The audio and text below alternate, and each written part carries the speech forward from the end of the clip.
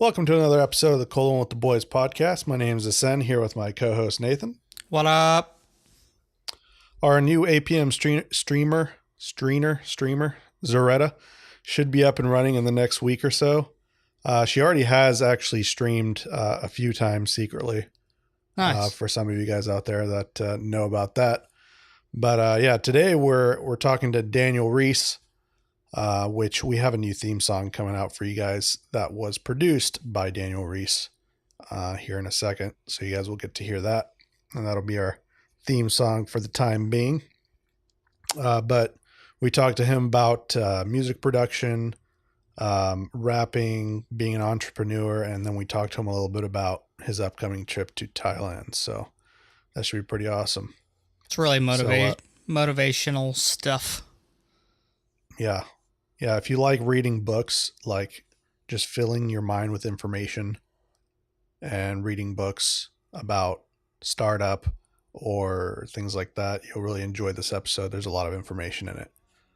So sit back, relax, and have a cold one. I just wanna crack that with that boys,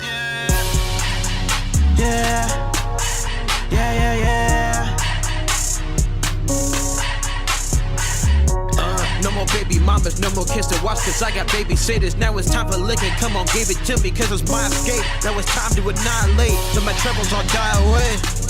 I'm on a diet, please do not try this, cause do not invite it. I'm dripping and go call the Forgive me, I fucking feel like my voice has been cracking the last couple of days because of allergies. So if I sound like I'm coming into puberty, that's why. Dude, you're always coming into puberty, dude. I haven't left puberty. It's that time of year. It's fucking terrible. Funny story, though. I know this has nothing to do with allergies. I guess it kind of does because I've been sneezing all day, but I was at work this morning, and I eat eggs and bacon for breakfast every morning, and I put a fucking mouthful of eggs into my mouth, and all of a sudden I had to sneeze, and so I had this like weird circumstances, like, do I sneeze? Do I try and spit this out? Do I swallow it? Well, while I was trying to figure out what I was going to do, I just sneezed with a mouthful of eggs, and it like lodged the eggs, like it went through those two holes in the back of my mouth and like lodged eggs like behind my sinus cavity, like where it's trying to come down into your nose. Like whenever you sneeze, you know, like snot or sputum or whatever comes out your nose. So I had eggs lodged in the back of my nose. And I was like, oh, fuck. Like, the pressure was terrible. So I went to go try and blow my nose. Well, it was too big to come out my nostrils, so it just got jammed up there. And then I tried to do the whole thing where you, like, snort a loogie and pull it back out my mouth, and then it was too far lodged up there to come back out. So I was just walking around for, like, 15 minutes with eggs in my nasal cavity. And then finally, that sounds like probably the most unappealing way to eat eggs. Yeah, dude. I was walking back and forth between the buildings, and I just like snorted my nose just to like clear my nose, and like all of a sudden I almost like choked on all of it, and it all came out, and I like spit it out on the ground. I was like, yep, that's probably the nastiest thing that's ever happened to me in my entire life. Yeah, you just ruined eggs for yourself. I think I did. Yeah, don't ever tell that story again. That was fucking disgusting. I just thought I'd share with you guys a little embarrassing moment. That's pretty fucking gross. Yeah, that sounds like a poem or something. It's almost like you could put it in a poetic way. Like it starts off very nice, and then eggs everywhere. Yeah. Long story short, if you're having a sneezing fit, don't try and eat eggs or probably anything. Yeah, shit, don't try and eat anything. Just accept that this is your life for like the next 20 minutes and just sneeze it out. It's bad. All right, cool, man. Well, welcome to the Colon with the Boys. We're well, glad I could finally make it here. Glad we could sort through whatever, technical difficulties we had and make this thing work. That's 1 point for us, 0 for the technology. Yeah, Zencaster, get on it. Yeah, get on it, guys. Come on. I know. We need to send them a really poorly worded letter. No, I'm just kidding. I know. So it's probably my fault anyways. Meh. So for those that don't know who you are and they have heard the new theme song at this point, tell listeners a little bit about who you are and what you do. Well, I guess for starters, my name is Daniel Reece. right now, if you've heard the theme song, I have a music background, so I've done music for about 12, 13 years, and I've produced for about 10. Nice. So, good creative background. Hell yeah, man. Now, what kind of music do you generally produce? Is it all kinds? Do you stick to a genre? I know, like for you or for the theme song and most of the stuff I've personally heard that you've done is hip hop style tracks. Is that what you kind of stick to? Hip hop's the easiest to go into, but I honestly like everything. I mean, if I can put my hand on something and experiment, then that's what I'll try to go with. But hip hop's just the easy kind of safe zone, I guess. Yeah, I can see. And so that. when that's what most people know you for, that's kind of the people that approach you anyways are hip hop. But I've gotten into a few bands and other things like that. Like rock bands or? Yeah, a couple rock bands, a couple pop groups and things like that. But yeah, it's always going to gravitate towards more of the hip hop sound. But that's also the most popular genre in the world right now. Yeah. So it's inevitable.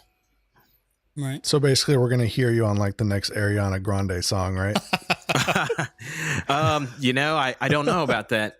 My musical output has actually not been as big as it usually has because I've done a lot of freelance filming in the last few years. And in the next 3 months, I think we talked about it earlier, how I'll be out of the country for a month and a half. And I'll be basically on what I call a startup vacation. Nice. Hell yeah! So what are you doing for this vacation? Like, where are you going? Like, what are you kind of starting up? I didn't even know you were into filming, to be honest. Like, do you like to film short films or like documentaries or music stuff? Like, I'm not. So I've literally done all three of those things. I've probably done music videos the most. I've done a couple documentaries and I've done a couple short films, but one kind of niche I haven't touched yet is vlogging, and that's what I really want to jump into when I leave the country. So I'll basically take all my gear with me to Thailand is where I'll be, and I'll be doing some vlogging out there, and then kind of bootstrapping some startups. So it should be lots of fun. Yeah, I'm looking forward to it.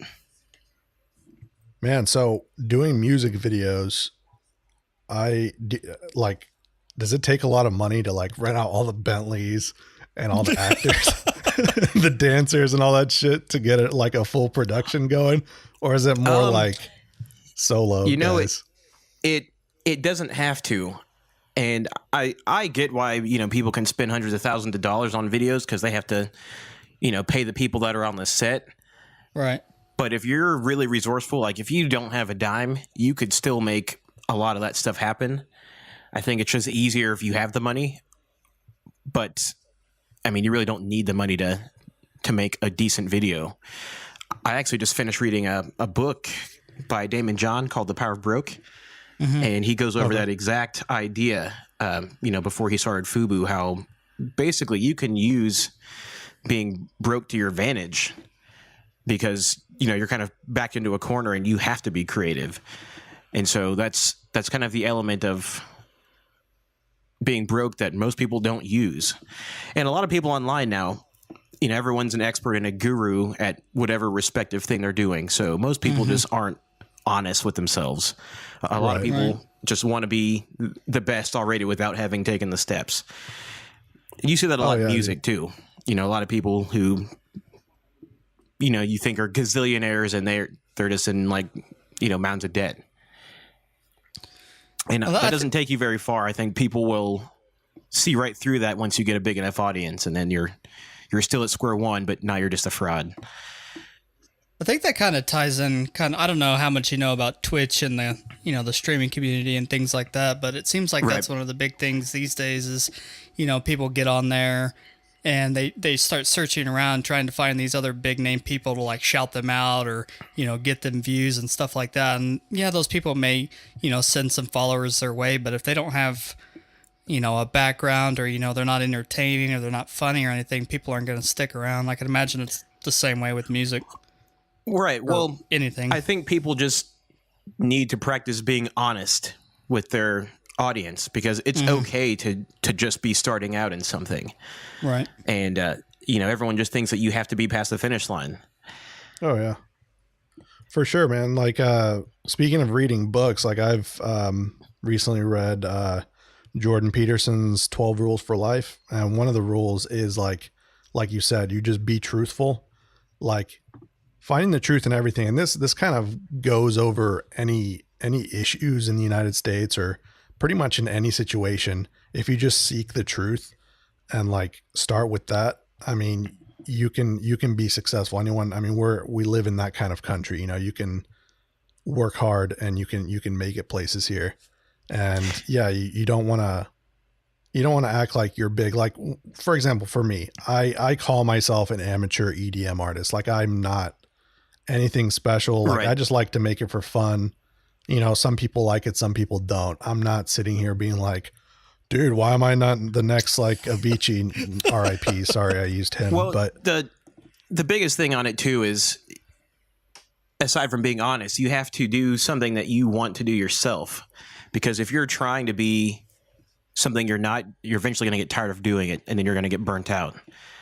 I mean, Yeah, it's first gotta and be foremost, fun to you. whatever content you're creating, you want to create it primarily for you, and then people will come to you if you build it and post it. Right. yeah, I mean, that ties back to this podcast, man. Like, I wouldn't still be here doing this podcast if I didn't enjoy it. I love sitting down with people and getting to know people's story. I like learning, like I'm going to learn something from this podcast. I already have with you, Right. And vlogging the process doing is filming fun and stuff. anyways. Yeah, it's Yeah, a lot absolutely. of fun. Yeah. People just hate being in uncomfortable situations and they hate the struggle, but why not have fun with it? Yeah, I think that's the whole journey, is the grind and the struggle it takes to, make it somewhere. Like when you finally make it and you sit down, you're like, dude, I'm here. You can look back at, all the time and the work it took to put into whatever you're doing, and be like, man, it was so worth going through all of that to make it to where I'm at now. And I think that's one of the things I'm most excited about. It's not 100% straightforward. Like it never has been. Right. And a quote that I saw today that I really like by Michelangelo, he says, if people knew how hard I had to work to get my mastery, then it wouldn't seem so wonderful at all. And right. I think if people saw behind the scenes, even the people that have made it, if they saw behind the scenes the amount of disgusting work they've had to do to get to that point, most people would say, oh yeah, I don't want to do that anymore. Yeah. But yeah, in the end, it all kind of works out, because those people that go into something that they think they love or something that they think they want to make money in, and they think it's easy, it weeds those people out, because they will quit most of the time. Oh, yeah. I mean, there's some that are of like, yeah, there's some that are ultra driven, which is good. I mean, that's what it takes. But yeah, it weeds out all those people, and then they wonder why, or they blame something or someone else for them failing. Well, yeah, it's easier to blame somebody else than to accept the fact that you just didn't put in the work to get it done. Hey, Yeah, well, dude, I know if this all Nathan's podcast fault. falls on the face, it's all your fault. No, I just said it's your fault, bro. Oh, well. It's all you. Yeah, true. Well, and even like at my job, which I'll be at for the next 3 months, I read every single day on my lunch break while everyone around me sits down and watches Netflix and, twiddles their thumbs and watches porn or whatever the fuck they do on their phones. And, they'll stop me and say, wow, I wish I had time to read. You're lucky. And it's like, we both have a lunch break. You're just the one that's not doing what you want to do with it. Now, do you- for And sure, that's another dangerous thing is saying, I wish I could do blank, but, I have kids, or I don't have the money, or I don't have the time. And I mean, the greatest thing about today is pretty much everything has already been done that we want to do. So if you want to do one of those things, you literally just have to look at the person who did it and figure out what they did. Like the steps are already laid out. We don't have to reinvent the wheel anymore. We just got to find the instruction manual, I guess. Right. Yeah. Do you actually sit down and read books, like textbooks, like you open up a textbook and read it, or is it audiobook? Both. So I try to do 2 or 3 physical books a month. Mm-hmm. And then on the audiobooks, I'm down to about 50-50 on music and audiobooks in my car. Right. Yeah, so if you're stuck in traffic or you have a long commute, that's just a very easy way to do it. Yeah, for me at my job, like I have a lot of time. Like I don't have time to actually read a book because I'm doing things with my hands, but I can have earbuds in. So like at my job, I listen to a ton of podcasts, like informational ones, entertaining ones, whatever. And then I listen to a lot of audiobooks. Like that's how I get all my information. And I end up reading a lot of books that way. And I almost feel like it's cheating because like, you know, if I'm actually sitting down reading with a book, it'll take me a lot longer to read a book than if I listen to it, you know, all day at work. Well, it is kind of a hack. I mean, if you can finish a book in 2 days versus 2 weeks, right? I mean, obviously you want to do it that way so you can fit more books in. Oh yeah, dude. But I mean, everyone's going to be stuck in traffic at some point. Everyone's going to sit in a bathroom at some point. I don't know. If you had a big lunch, then just pick up a damn audiobook. I don't know. You'll be in there 30 minutes. That's 30 minutes to read right there. There you go. Yeah, like you said you read Damon's book. I haven't read his, but I'm thinking about picking it up now because I actually went through an audiobook of Mark Cuban in one day. It was like it was like an 8-hour day at work. I just went through his whole like startup book on how he started up his business and shit. So I have a lot of time, and it's just like all the information I can get. Like right now I'm listening to a podcast about the ketogenic diet. Cause like I'm on keto right now and I'm getting so much fucking information, dude. Like it's awesome. So what Mark Cuban book was it that you read? Man, I think it's How to Succeed at the Sport of Business, something like that. I'd have to look it up in my phone. It's like, yeah, how do you succeed at the sport of business? Give me a sec, I'll look it up. Yeah, the book I'm reading right now is by Tim Ferriss, which you may be familiar with Tim Ferriss if you're into, you know, podcasting and stuff. But he's got a book called Tools of Titans, and it's like 700 pages. It's the thickest book that I own right now. It looks like a dictionary, but it has tons and tons of wisdom from just super achievers and billionaires, and it's a great book. So I highly recommend that one. It's just a lot of practical information that anyone could read and learn something out of, even if it's 1 or 2 things. What was it called? Tools for the Titans? Tools of Titans. Tools of Titans. I'll have to write that down. Yeah, it's called How to Win at the Sport of Business by Mark Cuban. And another thing that I do personally when I read, just because, you know, doing all the startup stuff requires reading, so I don't really have a choice. Mm-hmm. But when I read, I use Evernote right now, and I notate all the stuff that I like out of that book and have a huge note collection of, you know, paraphrased things out of every book I've read. So even through like Tools of Titans, I'm looking at it now, I've got like paragraphs and paragraphs of the things that stood out. So if I ever want to revisit that, I can already look at the things I've liked from that book. Yeah. That's a really good idea. So yeah, I can't do that because I'm listening to it, but I guess, I mean, I kind of could if I wrote down just like a time marker of where it is in the book, and then I could write it down later. That's the part with listening. I mean, I guess you could pause it, or you could paraphrase it to something shorter and jot it down in the notes, because if it sticks with you, maybe you'll think of it for at least another hour or 2 before, you know, it falls to the back of your mind. Mm-hmm. Yeah. But writing it down just helps you remember it faster anyways. Yeah, like I've listened through Basic Economics by Thomas Sowell twice through, just because like it's one of those books. It looks like a dictionary. I have the physical version, but I've never actually read the physical version because like I don't know what it is with me, dude. When I start reading, I start sleeping. So I'm an audio learner anyway. So yeah, I've listened through it twice through, and I mean, economics is just something that really interests me, and I want to know how it works because I don't think a lot of people do. There's pros and cons to doing it either way. Like, books are probably one of the only physical things that I like. I mean, everything else I go digital because it's just less shit in your room, in your house.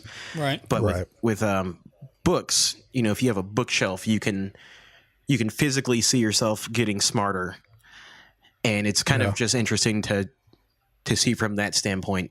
Just taking a glance and seeing, like, you know, 40 or 50, however many books on a bookshelf. Right. And just see how long you've gone in, you know, a year or 2 years. Yeah, for sure, man. So, like, tell me a little bit more about, like, the business or what you're starting up. Like, I know you're filming and doing things like that, but, like, tell me a little bit about everything you're doing with, like, vlogging and everything in Thailand. Right. So there's a couple of elements to that, because one thing that I've learned about myself, I have a lot of just different interest in things. So obviously the music and production and filming. I played sports for 15 years. I did graphic design when I was in high school, and now the filming and vlogging. So one of those things that I've kind of done to combine all those together is, I think anytime that you want to start a brand or business or whatever, what have you, you should take 2 to 3 of your skills and combine them together into one thing, as opposed to just trying to do one good skill, because it just diversifies you from, I guess, the rest of everyone else. Right. So, you know, if you were like a basketball player, maybe you could be really good at real estate or some random shit like that. And it's just such a weird combination that LeBron you can make James. Work. Right. You can make it work in so many ways. Exactly. I mean, I guess Vanilla Ice is like a decent example of that. And he rapped for a while, and now he's really good at real estate. Oh, really? Is that what he does now? Oh yeah. He really successfully flips houses. He's got a show, I think. I've never seen it. But, oh yeah, it's on Netflix. Anna used to watch that. Like, yeah, it's probably been a little bit ago, but yeah, he buys and flips houses. Completely forgot about that.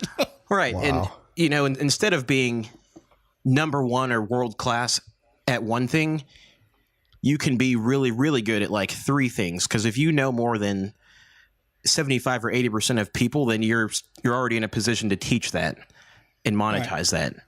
Mm-hmm. So you're still in a way higher position than the majority. And a Tim Ferriss book that I read, another Tim Ferriss book, 4-Hour Workweek, he goes through these real absurd claims, like, you know, learning Spanish in like 6 months or some shit like that. Right. And it sounds crazy until he explains it, but it's kind of the same concept. He learns about 80% of it, and it's still enough to have a fluent conversation with people. And, you know, he might not know all the slang or all the big words, but he's still, you know, basically past the finish line. You know, you don't have to be number one at speaking Spanish, but, you know, if you're really good, then that's still good enough. So back to your question about, you know, what I'm doing in Thailand. So I started a little startup about a year ago. It's called Mindset Go. And the whole premise of the business is for me to take all of my kind of passions and aspects of art and creativity and to put it into one thing. So when I go out into Thailand and I vlog and, you know, create and express whatever I want to do, it's going to be a platform that I can help understand, you know, people that are kind of just existing right now, which is most people, and trying to give them maybe a platform to not just exist, to do something else, to let their mind wander and invest in themselves. So where that's going to start, and this also goes back to, you know, being honest with yourself, because, you know, I have very little experience vlogging. I can film pretty well, so I think I'll start off doing just fine. But it's going to start with, you know, me landing in Chiang Mai is where I'm staying. I'll be in Chiang Mai, and once I get there, I mean, I don't know anyone there. and I don't even know exactly, where I'm going to be living or staying. So I just want to document myself literally starting from square one. And, my goal when I get out there, of course, I'll get a place for a month or month and a half and meet important people and go to important meetings and make friends and learn things. And then, people will physically get to see me start from square one and become whatever, I set out to be when I'm out there. And I think there's something that it's somewhat kind of magical to see somebody actually start at square one and move up. Like, can you imagine if, say, Steve Jobs, for example, before he launched his first iPhone, if we could actually see footage of him in a garage working on a computer, working on the prototype of his first phone, and actually get to see him grow into the guy that he was before he passed away. Because all we've got now are, his interviews and things, which he still has great interviews and gives great insight. But there would be something special about it if we could have actually seen it happen, for ourselves. Right. Yeah. Dude, that sounds awesome, man. That sounds like, I don't know if you know who Ari Shaffir is, but that sounds like some Ari Shaffir shit. I don't know who that is. He basically, him and, do you know Henry Rollins? Yes, I do. Okay, so them two, they've done the same thing where they're doing exactly what you're doing. They start at like square one, go to a country they've never been to before, like no hotels. They kind of stay in Airbnbs or hostels, and they just meet the people and just like be a citizen. You act like a citizen for that time that you're there, and you're going to be there a month and a half. Yeah, at least. Depending on how it goes and depending on my visa extension, maybe 2 months or so. But once I get down there, another part of it is I just won't have the distractions for the first few days because I won't know anybody. Right. But, I do enjoy meeting people, so I know that won't be an issue. But I'll love to go out there and, it's like 9:30 right now. It'll be 9:30 in the morning out there. Mm-hmm. So, my distractions will be gone. I can work, 3 18-hour days and then just have fun for the rest of the week. Yeah. Yeah, and man, then, that if I have sounds to awesome. edit at 4 in the morning or, what have you, then I edit overnight, wake up early, and do it again. Do you have a full-time job that you'll be continuing while you're over there? Like, I don't know what you do for your weekly workload, but I'm assuming it's something you could do while you're over there. Well, I'm in sales right now, so I will actually be quitting my job when I leave. Huh. So yeah, I will be completely freed up from that time. Right. Now, I've kind of been preparing for this for a while, so I've got an online presence already that I can, sort of automate a couple websites that sell things and earn like a consistent revenue. Mm-hmm. And obviously, there's going to be, that initial period where you're just going to have to eat shit for as long as you have to. Yeah. But that's honestly just part of enjoying the process of it and trusting the process. Because if you bet on yourself and if you believe what you're doing is gonna work, then it's worth trying. Really, in this day and age, the worst that could happen for somebody who quits a job and falls on their face is that they just go back to another job they don't like. Right. Yeah, man. But I think that's the one thing that a lot of people are kind of scared to do. And that's what I want to encourage other people to do that just exist and just hate what they're doing, is to just step out and give whatever they want to do a try. And, if they don't like it, then yeah, you can go back to your job. But, there's more out there. I think as humans, being in a cubicle for 60 hours a week is not how we were made to be. No. Mind-numbing, yeah. So there's a reason why when you go out into like nature and you go hiking and stuff, you feel so at peace, because that's where us as humans, as animals, should be, at least sometime. Right. So you're talking about like, molding all of your skills together to do this business. And what I'm imagining when you're talking about going over there is you're going to be vlogging the whole experience, which is awesome. I can't wait to see it. I hope you put it on YouTube or wherever you plan on putting it. Yeah, it'll be on my Facebook. Okay, cool. So what I'm imagining is you go there, you meet some people. Let's say one of them is like, they're at some dead end job, but they've always Right. wanted to be a singer. So you kind of use your skills to be like, look, we can record something. It might not be great quality. I don't know what kind of equipment you're bringing with you, but like, is that kind of what you're going for? You kind of give them an opportunity to be heard elsewhere. Like, is that what you're going for, or are you motivating them more? I'm not. I think it would be 100% more sure. on the motivational end, but Okay. honestly, if I can bring value to somebody and I have the means to do so, then I'm all for that too. I mean, if somebody wants to be a professional gardener, I can't really teach you how to do anything about gardening, but I mean, yeah, if you want to learn how to film or know how to socialize and do public speaking and all the terrifying things that introverts have aversions to, then yeah, I can help with stuff like that. Do you plan to perform any of your music there? Like randomly go to an open mic and just start spitting some rhymes, or? It hasn't crossed my mind, and it's funny that you say that because right now on my computer, probably in the last 2 years, I've done over 200 songs. And so I just have a hard drive of music that I need to do something with. So I actually do get promoters that email me literally every single day, and I don't always respond to them, but there's this one guy that's emailed me probably every day for like 4 months to do a show, and I haven't responded to him yet. And I guess he just really wants me on a show right now.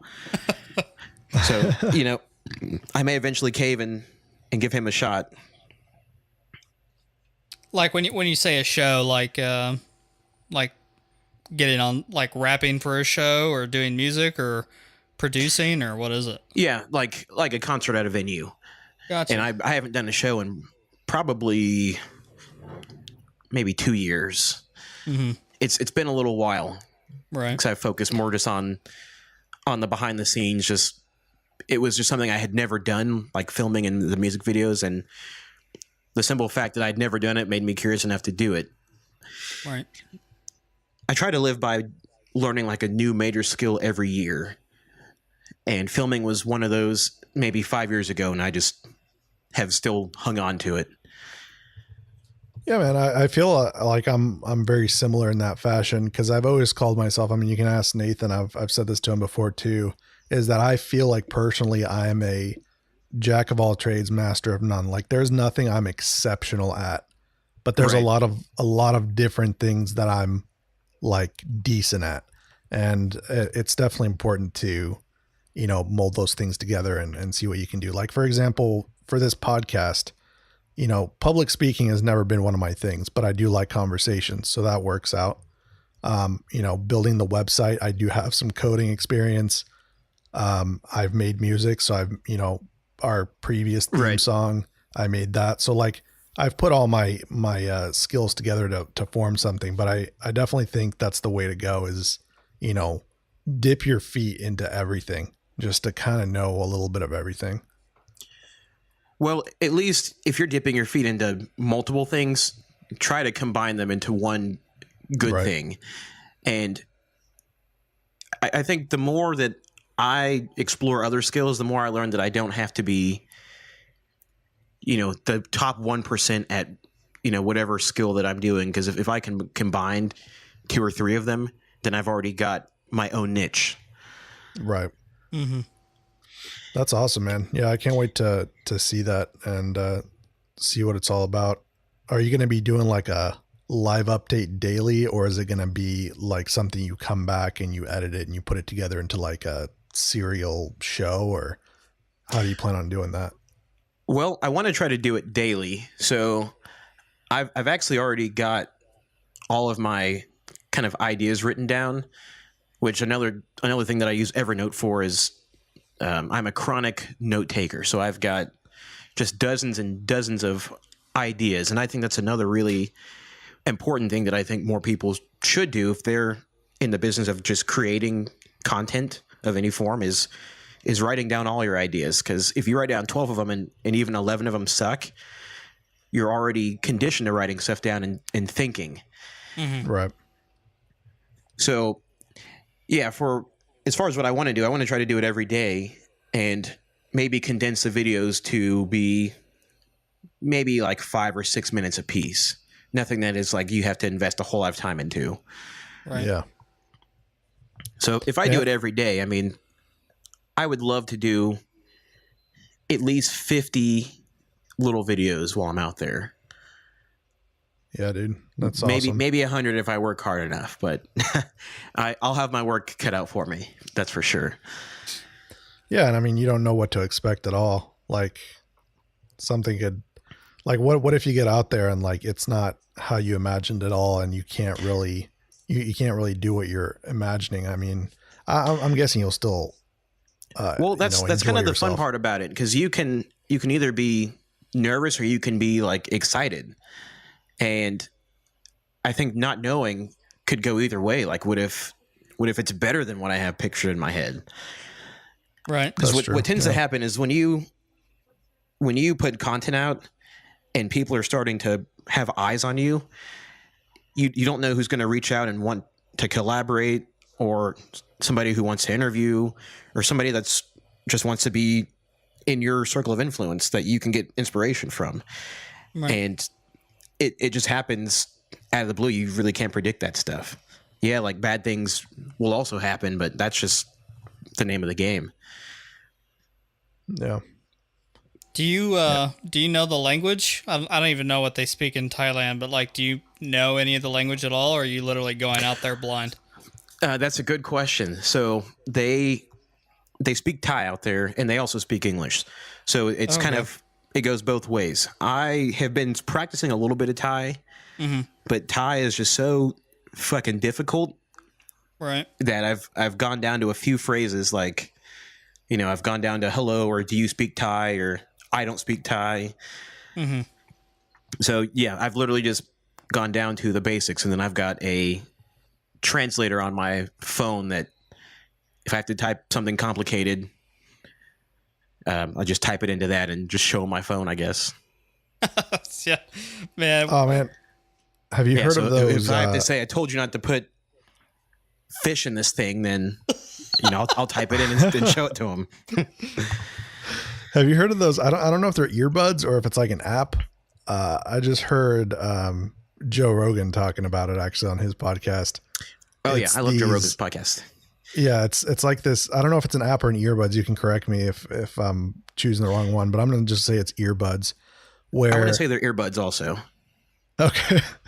When like someone's like, if a Thai person came up to you and started speaking, it translates in real time into your ears. That would be sick. Like there's already things like that out. I don't know that, how expensive something is. I don't think it's expensive as you would think. I do question the accuracy of it, because either way, like the apps themselves are free apps. You can literally type it in and it poops out your Thai phrase in like 2 seconds. Right. Right. Yeah. So there's always a way.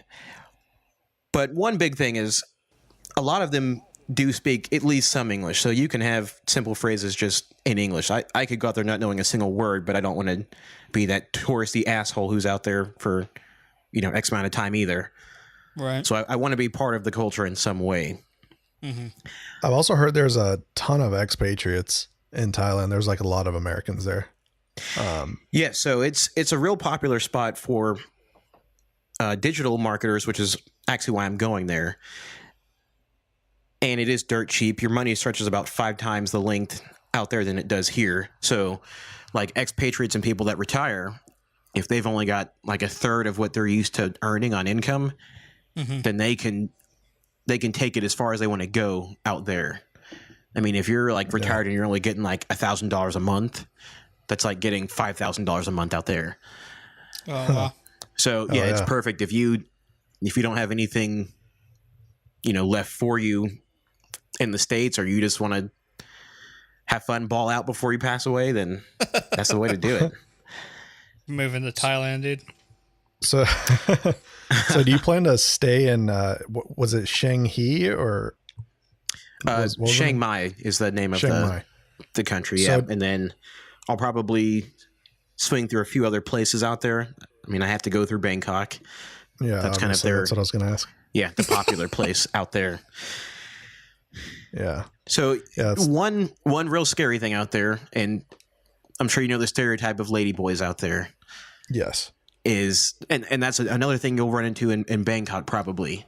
So I want to do this kind of vlog segment where I go through and meet just a lot of women or people that I think are women, and have the audience See guess how if many- it's yeah. I want the audience to be able to guess if it's a man or a woman, oh, and then see how many Dude. they get right. Trap I'm City. all over that. I love Yes. it. So that kind of thing actually happens a lot in LA too. I mean, I'm in LA pretty often. And the thing is, if you are like too perfect, I'm immediately skeptical of if you're a man or a woman, Right. because especially Yeah. for Oriental people, they can flip whatever sex they want, and you really cannot tell what they are. It's true. They do it so terrifyingly well. You could be with somebody for hours and hours, and then, you know, as soon as you get back to your place or wherever, then you find out you're with a dude, and it's like, Ugh. man, I've already spent like 3 hours with you. I don't even know what I should be doing right now. Do I turn Waste the of lights time. off? Do I look the other way? Do I call it quits? Like, you know, it's. I feel for at people that that have been in point, that situation. at that point, you just have to like sword fight, dude. You just gotta go all the way, you know. Yeah. Yeah, fuck it. It's only one night. It's only one night. It's whatever. Nobody dude. has to know. No, I mean I've seen. I'm not gonna lie. There's been, I guess, lady boys or guys that have transitioned to a woman that I've looked at and I'm like, damn, I would not know whatsoever at all that Absolutely this person not. Yeah. Yeah, is a and male. there's actually a lot of that in Bangkok, and because it's so popular, I mean they're recognized right alongside, you know, males and females, and the best surgeons for that stuff are out there too. So that's why, you know, you could look exactly like a woman and still be a guy. It's crazy. Dude, that's what I'm looking forward to that the most right now. Like your video about this is going to be awesome. Yeah, and I've got a lot of little ideas like that. I think that one is going to be a little tricky to film too, because I want to know as I'm doing it if it is actually a man or a woman, because I Right. don't want to mislead the audience or anything. Right. But you know, I want to try to find great people, and towards the end say, "Yep, this has been a dude. That chick that you guys said was hot at 12 seconds in this video, that's actually a man." So like, do you, when you go over there, are you bringing like a camcorder? Are you bringing like a recording device with like mics? Like, how are you actually going to record? So I've got probably more recording equipment than I need. I've got a couple cameras, and you know, at the very basic, if I just want to use my phone shoots in 4K as well. Oh yeah. Nice. So yeah, I mean, as far as like vlogging, that type of stuff doesn't have to be perfect. Mm-hmm. And I think Right. that's why a lot of people don't even get started with like even podcasting and vlogging, is they think they just have to have all the best stuff Yeah. Right. before they can get started, and then they just Right. never do get started. I But mean, that's shit. that's also what like the power of broke teaches you. Because Yeah, if, yeah. like if I wanted to record, if you wanted to be a musician or what have you, you don't have to have thousands and thousands of dollars in equipment. You can buy a microphone for $300. You can buy a phantom power supply for $100, and if you have any knowledge at all in mixing, that you could sound as good as people that go to a studio.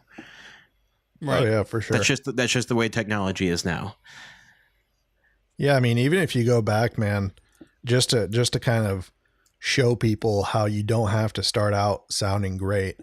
If you go back to Joe Rogan's first episodes, if you've ever gone back and listened to them, they Oh, sound man. like dog shit. Like That's bad. the sound quality is horrible. It's like they sound like they're on a laptop mic and there's two of them, and it's just really bad.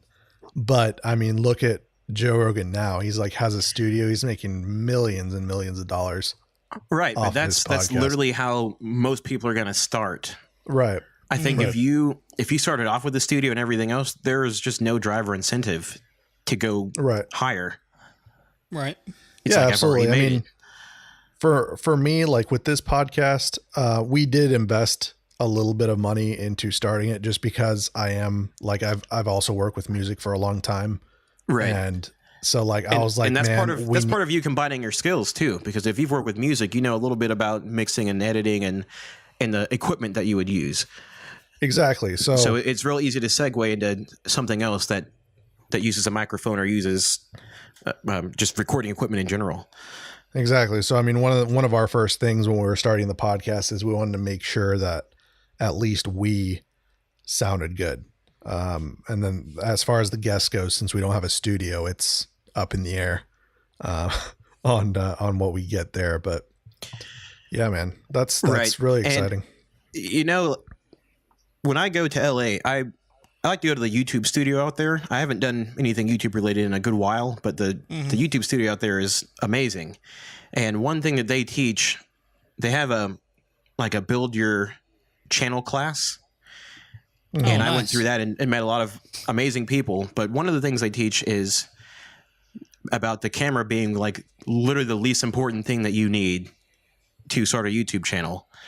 They say that lighting is the number one most important thing, because you could use a $30,000 camera and it still look like shit without the right lighting. Right. So if you have lighting, second would come the microphone, because again, you could have a $40,000 camera and it sounds like shit if you don't have the microphone. Right. Right. And then the camera comes behind like all these other things. And I have firsthand witnessed people go out and spend thousands of dollars on a camera and like the sound sucks, the editing sucks, the lighting sucks, and it's like it's like a really expensive piece of shit. And I think people just need to be taught what they actually need to do things they want to do. Yeah. Yeah, man. I mean, even phones now, I mentioned my phone can shoot 4K on its own. And I mean, everyone and their dog has a phone, but Right. people just don't think that that's good enough to start with. Yeah. Like, yeah, start with a phone. Go, you could get a phone that shoots 4K for less than $200. What kind of phone do you have? Because like I don't think, I mean, I may be wrong. Mine probably shoots in 4K. What kind of phone do you have though? So right now I actually have 3 phones and I kind of hate it. But the main phone that I use right now is the Galaxy Note 8. So Yeah, the that's Note what I 8 have. Oh yeah, that's my favorite phone ever right now. Samsung is totally killing the game. But I have an iPhone 6s that I use from time to time. It's like my work phone right now. And then I just bought an international phone for when I leave the country. It's a Huawei phone, and that phone was like $250, and it shoots great video. Yeah. So yeah, if one phone kicks the bucket, then I've got like 20 more, so we're good. Yeah. Like, man, did you hear about like it's not a scandal, but it's like some news that's coming out about Huawei that you were talking about? Because right now Huawei is internationally, it's the third most profitable phone company in the world. It goes like Yep, Samsung. that's right. Kudos to you Apple, for knowing and that. Huawei. Yeah. So Huawei right now is going through like a small scandal. It's not really a scandal, but like I think it's like Apple and Samsung are trying to box them out, because there's rumors going around that they're listening, like Huawei phones are able to listen to you, and like Chinese government's able to like pick out conversations and shit like that. And I don't think that's honestly true, but I think it makes sense for those companies to try to box them out so they don't get into the phone market, so Samsung and Apple can stay kings. Right. Yeah, and that does make sense. I mean, we're in a very capitalistic country in the U.S. Yeah. Where if you have any form of business, like being in a small business, you are highly favored in the U.S. So that is why so many people from other walks of the world come here and start a business and just like kill it, because our whole country is built to favor businesses. Mm-hmm. Yeah. Yeah, absolutely, man. Like I've heard, I mean, I'm from Bulgaria, and I've heard so many people from Europe in general that don't have the, like over here, if you start a business and you fail, the people around you aren't like, oh, I'm sorry, and blah, blah, blah. They kind of spur you on to keep going. Like there's always this culture of, keep going, keep working hard, keep doing this, and you'll get there. While in other countries, it's almost like, I gave it my best shot. Now I'm going to go back to my job. And I just see that a lot. I think that's one thing that people need to distinguish is working hard versus working smart too. Oh, for because sure. Yeah. Now with the internet, you can automate quite a bit of the work that you do, like just menial tasks. And that's also part of my goal in doing my Mindset Go company too, is because I want 90% of the work to be just on autopilot. So I'm not sitting in front of a computer for 60 hours a week. And there are hundreds of people every single day that are far less talented than all of us that are already doing this. Like the steps are laid out. So when people tell me like, man, I worked 18 hours today, and they wear it like a badge of honor, like that's not impressive. Yeah. I also work 18 hours a day. That sounds depressing. Yeah. Yeah. What kind of day is that? I mean, even if you work a regular, we'll say 9 or 10 hour day, that's almost half your day. And then you have to get some sleep. Once you account sleep, that's half your day. Once you account the bathrooms, the showers, the food, like that's more than half your day. So you're looking at like 4 hours of free time. Right. So maybe in this 4 hours, you're expected to have time to yourself, and you're expected to go hang out with your family after that time and do all these other things that are really important. So that's why when people say they work, 18-hour days, like, okay, I'm sorry. Oh yeah, like, that's not that's just not a good way to spend your time. Yeah. Dude, I hate when I have to work past 8. You need to take all your knowledge from all these other books and your experiences from when you go to Thailand, and you need to write a fucking book so I can buy it. What would I write a book on? I don't know, your experiences in Thailand, and just, I don't know if you could write a whole book on it. I mean, it's a month and a half, but a lot of you actually could write a book in a month and a half. Do you know who Grant Cardone is? No. He's another sort of like motivational speaking money guy. Like he's like Gary Vaynerchuk or Tony Robbins or any of those guys. Yeah. And he has a book called Be Obsessed or Be Average. Really good book. I recommend that. I don't know if that was the book that he wrote in like a weekend or a different book, but he just like buckled down one day and just wrote an entire book in almost no time. And it was a New York Times bestseller. That's but crazy. I think at the time when he wrote it, he saw a need in actually writing it. I mean, obviously not writing it just with that intention per se, but right. I mean, he saw a need and wrote the book, and it happened. Yeah. So yeah, I think if somebody tells you that, they've been working on a book for years and years, it's kind of bullshit, because it almost just sounds like they're not inspired to finish it. And there have been guys where I've done, music and things for, where a guy was supposed to send me back an email of, his portion of a song. And it took him like 6 months to do it for like a minute long part of the song. But his excuse was just like, oh, I just want it to be just right. I just want it to be perfect. But it shouldn't take you that long to do that. I mean, sounds like procrastination to me. That's exactly what it is. And that's how people justify it, by saying, oh, well, I just want it to be perfect. But that goes back to what I said about people not getting started, because they think it has to be perfect the first or second time around. Right. And it's funny because I don't even think I got all of the part of that song, and I think the song just got lost on like a computer somewhere. It's like, Yeah. well, shit, man. Like, I've been asking you for 6 months to get this shit done. Yeah. But instead of being honest and saying, yeah, I'm just not putting in the work I need to, it's, well, I just want it to be perfect. Well, it'll come when it comes. Like, that is a dangerous way to rationalize it. Yeah. Like, just turn All off right, the man. phone, get it done. Well, we're going to move into our random thought of the day segment. This hour blew through. Holy shit. That was fast. Oh, wow. Yeah, we're at 53 minutes. Jesus. That was a quick hour. So we're going to go into the random thought to kind of close out the show. And so the random thought is a lot more to do with music.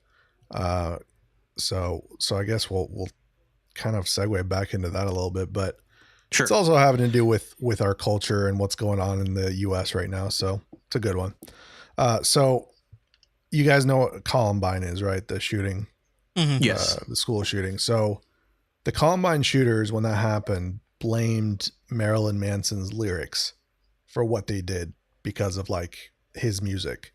So do you think that lyrics and songs do actually have that power to make someone do a violent act, or do you think that's just an excuse? You know, I'm going to go with that as an excuse, because you can segue that also to video games. I mean, people like to blame violent video games and such as the cause for why people do certain things.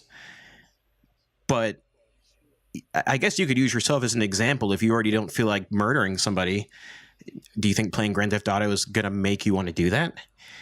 And there have also been studies, exhaustive studies on that question, and they haven't found any conclusive evidence in, you know, however many years they've done this to link the two together. It's just an easy scapegoat, and it sounds like it makes sense on the surface until you realize that most people are inherently good, I think. I think right now we have gone through a lot of rough patches, and of course the news likes to make things sound worse than they really are, but we're probably like in the greatest period of time that we've ever been in. Yeah, absolutely. Like as humans, we could all be killing and devouring each other right now, but that's only a small percentage of people. So like, honestly, we're doing pretty damn good right now. Yeah. So, I think music is just expression. I think, you know, for people like Marilyn Manson, I don't know how negative his thoughts are or anything, but if he channels it into good music, like strong emotions always make the best art. right. So we'd rather see that than see him shoot up a school. Oh yeah, absolutely. What do you So, think, Nathan?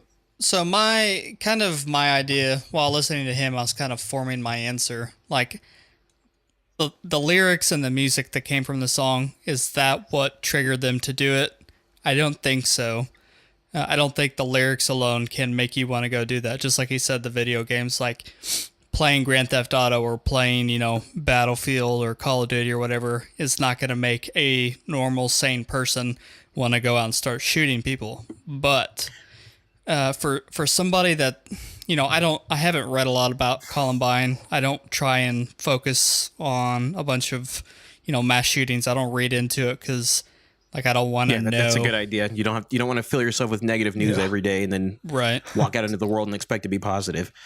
But I can see that if they're already troubled, like if they already have, you know, there's something mentally not clicking, and then, you know, they've already thought about, man, you know, I'm sick of the way my life's going. You know, this is making me mad. I'm going to find a way to disrupt this. They already have that mindset going, and then they're listening to the songs. I could see that feeling that aggression, because any kind of music, you know, when you're listening to music, it affects your mood. And, you know, for me, there's been plenty of times where, you know, like I'm mad and I'll turn on a song that I know is just going to make me even madder. And it like almost just fuels that rage. And it's, you know, there's songs that I can play that if, you know, when I want to feel happy or, you know, I need to concentrate, there's certain musics I can turn on to, you know, make that so. And, if they're already having the mindset that they're going to go do something stupid like that, and then that music that's coming from Marilyn Manson, the lyrics were probably not helping them. I could see that fueling their aggression to go shoot up the school, but the lyrics itself causing them to go and do it, no. Yeah, I'm on the same boat with you guys. Just because, like, I grew up, like, from when I was, like, 8 years old, man. I grew up listening to Eminem and Dr. Dre and Snoop Dogg, and they had all kinds of bad shit about shooting up the police and like fucking the track Stan by Eminem, where he's talking about like putting his girlfriend in the trunk and like driving off of a cliff. Like like all that shit, none of that ever made me want to go out there. But I do actually agree with Nathan a lot that if there is something mentally off about you, that at that point it could trigger something. But I mean, I'm not saying that by any means. I don't think any artist should be should like silence themselves or anything. I think that's dumb. I think at that point, that's something that your parents should be supervising you and figuring out what are you watching, because if they decide that for whatever reason that's not something you should be listening to, then that's the onus is kind of on them. Right. But if you go back to a game like Grand Theft Auto 5, and all the predecessors have been under a little bit of scrutiny for stuff like that. Mm-hmm. And Grand Theft Auto 5 actually bought negative publicity because they knew how well the game was going to be. They got negative publicity in-house to publish because they knew people would have outrages and discussions about it and give the game more hype. Yeah. And fast forward to today, and it's actually generated more revenue than every Marvel movie combined. And Marvel makes a shitload of money on their movie. So to put it into perspective, like wouldn't there be more, like, I guess, mass shootings or crazy kids out there from that stuff, if that was the correlation? Right. Yeah, I definitely agree with you. I don't think it's any of that. I definitely think it's, like you said, adult supervision of what your kids are doing is a big deal. And not like if your kid's normal and he's not acting out or doing anything, then I don't think there's any bad effect for them playing. Yeah, like that.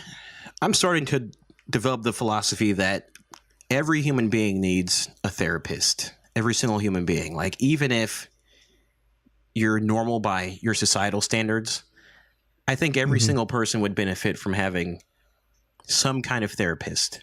That's probably true, yeah. And I think if something like that were in place, maybe they could prevent a lot of this stuff from happening before it grows and festers into something that ends up costing somebody their life. Right. Yeah, especially the more technology becomes better and better, and the more we're connected, like virtually and digitally across the world, it seems like the more alone we become because of that. And so I think there's a lot of lonely kids out there because of that. So I think what you said about everyone needing to see a therapist, I think that would be a good thing.